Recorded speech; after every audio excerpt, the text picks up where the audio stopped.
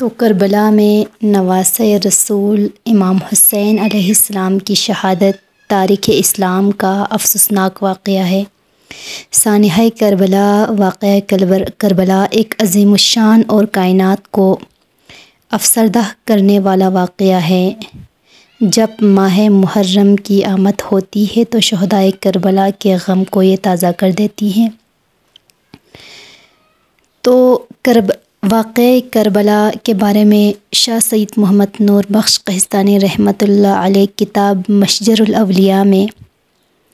واقعہ کربلا بیان کرتے ہوئے آپ ارشاد فرماتے ہیں، جب میدان کربلا میں عمر بن سعد کے ساتھ جو سب سے پہلے مقابلے پر جو نکلا وہ بہت سا لشکر لے کر آیا اور فرات کے کنارے پر آ کر ڈیرا لگایا، تو اس میں یہ لشکر جو کہ دریائے فرات اور امام حسین کے درمیان حائل ہو گیا، تو اس وقت حسین علیہ السلام اور ان کے ساتھیوں پر معاملہ جو کہ بہت ہی بڑا نازک ہو گیا اور پیاس بہت ہی بڑی سخت ہو گئی۔ تو حسین علیہ السلام کو ان کی نیتیں معلوم ہو گئی اور یہ یقین ہو گیا کہ وہ آپ سے ضرور جنگ کریں گے۔ تو آپ علیہ السلام نے اپنے اہل بیت اور ساتھیوں کو خطبہ دیا اس وقت۔ تو اس خطبے میں آپ نے ارشاد فرمایا، اللہ تعالیٰ کے حمد و ثنا بیان کی، پھر آپ نے فرمایا معاملہ جہاں تک پہنچ چکا ہے وہ تم دیکھ رہے ہو، دنیا بدل چکی ہے اور اس کا رنگ بدل چکا ہے، اس کی بلائی جو ہے اب ختم ہو رہی ہے اور بڑی تیزی سے جا رہی ہے، وہ اتنی ہی باقی رہ گئی ہے جتنا برتن سے پانی انڈیلنے کے بعد اس میں باقی رہ جاتا ہے، اور حق پر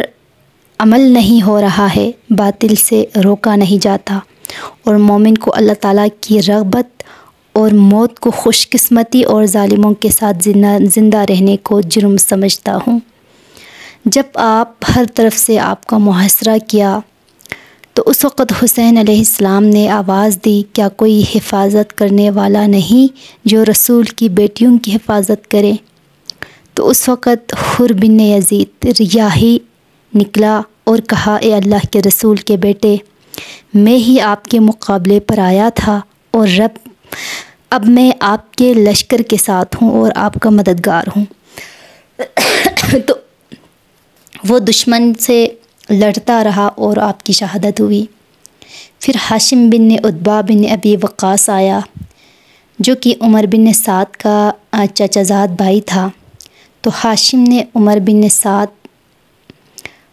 نے ان کو ملعون کو مخاطب ہو کر کہا، میرا باپ جو ہے عتبہ بن ابی وقاص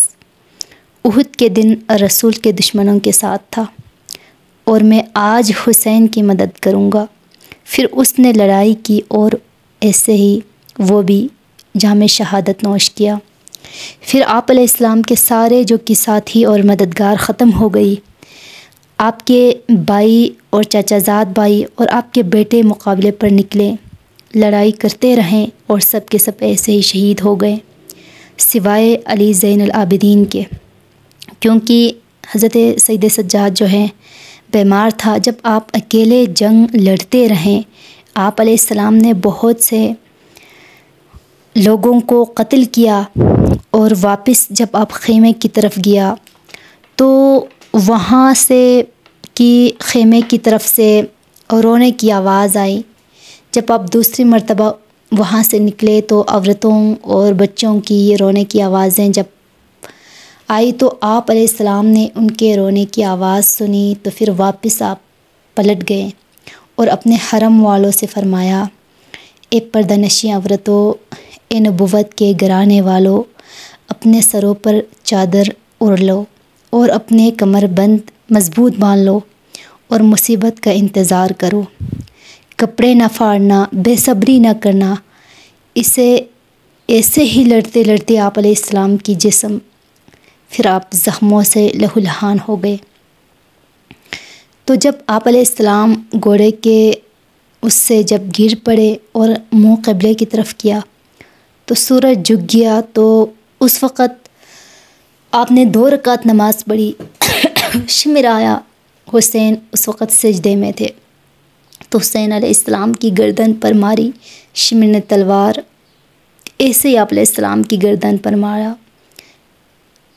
تو حسین علیہ السلام کے ہمراہ شہید ہونے والوں میں ان کے بیٹے علی اکبر اور علی اصغر اور 3 بھتیجے جن کے بیٹے قاسم، عمر اور عبداللہ، اور اللہ بھائیوں میں سے عباس علمدار، محمد، جعفر، عبداللہ، عثمان اور یحییٰ اون، عمر اور ابو بکر تھے۔ 3 چچا زاد بھائی جو کہ عقیل کے بیٹے مسلم